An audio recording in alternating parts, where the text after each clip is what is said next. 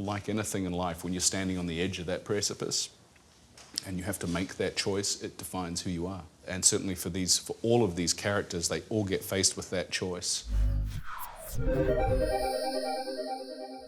What I love about the show is I open up every script and at least once I say to myself, I've never seen that before in my life. I think one of the main themes that I get out of season 3 is be careful what you wish for, you just might get it.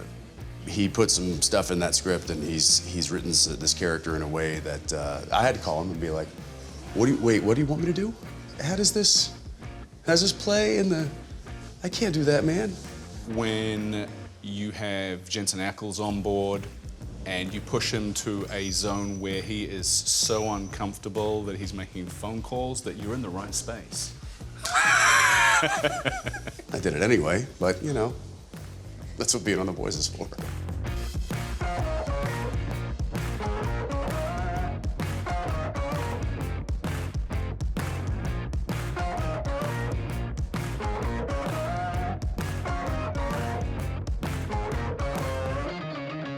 I knew it was going to be exciting. I knew that this was going to be something that this was going to be. He was kind of uncaged me as well, and he stretched it pretty. I mean, we broke some barriers, I think, on Supernatural early on. Certainly with some of the gore that we had, some of the horror aspects that television hadn't necessarily seen before. So I think he's always looking to push the envelope. That's definitely his MO.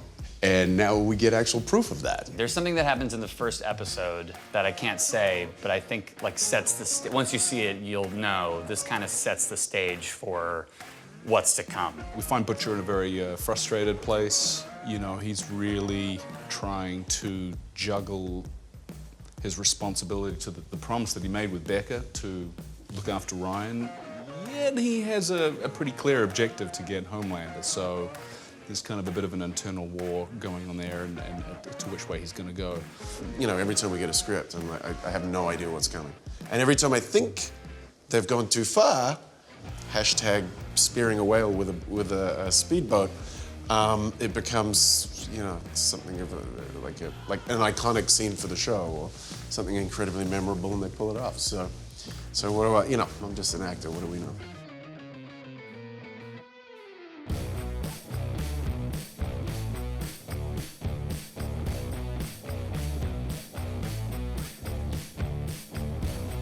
I mean, the big difference between Soldier Boy and some of these other soups on the show is this guy is he's not a polished performer in the sense that I think a lot of the soups are nowadays. He's old school. He's the original superhero. You know, he's from an era that is being close to forgotten. A time past. You know, he was World War II. He you know, partied with Hefner in the Playboy Mansion. Like, this is just a different type of character, and he certainly represents, I think, a lot of that toxic masculinity that is so deeply rooted in a lot of what our society feels. And so Eric's had a lot of fun with that.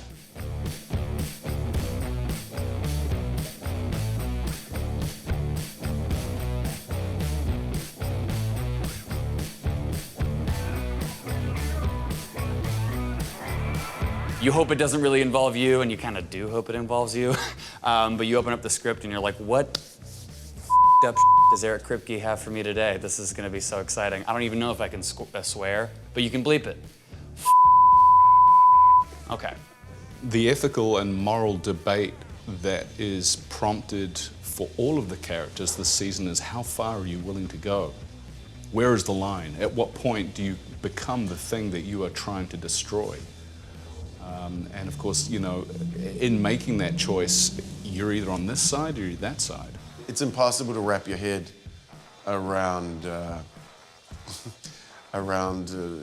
current social and political situation in America. It's just bananas. So it's not, you know, we cherry pick the elements that we want to involve the character in, and the show, really. I mean, you simply can't cover everything. One character can't represent everything. So as I say that, I'm thinking about things that are in season 3 and I can't wait for you to see. But the fun thing about this season is that it really pushes all the characters to the limit. Like, you have to make a choice. Which side are you on? You know? And as far as Butcher is concerned this season, everybody else thinks they're in a knife fight, and he knows they're in a gunfight. And he's like, come on, wake up. So there's certainly a lot to pull from.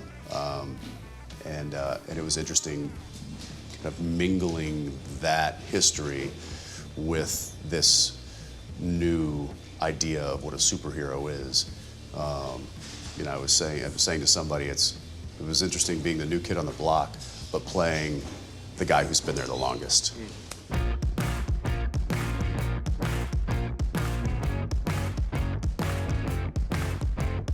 You know, having Emmy nominations and that sort of acclaim, it's crazy. The thing that I liked about it the most was that the clip they showed for the Emmy nomination was literally us driving a speedboat into a whale. I loved that. He's like, now the final nominations for Best Drama Series, The Boys. And it immediately cuts to me screaming, going into a whale. And then after that, he goes, The Crown. And I died. I was like, this is the most appropriate clip to show for our show getting nominated for Best Drama. There's all these serious categories going up, and then it's like, Our show's a bit of an outsider, so it was nice to be included in such a prestigious event.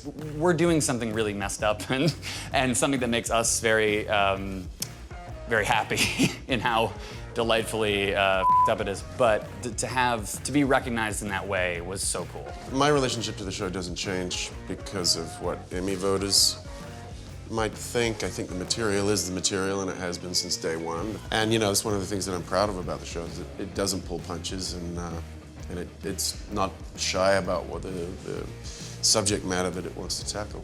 to a certain extent, is really kind of beyond our immediate area of concern. We're just focused on making the best show we can and push the limits and continuing to deliver something to the audience that they haven't seen before. But that's the exciting thing about working with Kripke is he pushes your comfort levels. And I enjoy that as a performer, and I also enjoy that as an audience member. He takes risks, and he expects his characters and his actors to go along with him. Somehow that man's mind manages to create new levels of homicidal maniac. The Boys Season 3 is the most insane season of TV I think ever filmed. I'm trying not to be hyperbolic, but it is really, really, truly insane. If you like to play it safe, then he's definitely not a showrunner you want to be in business with.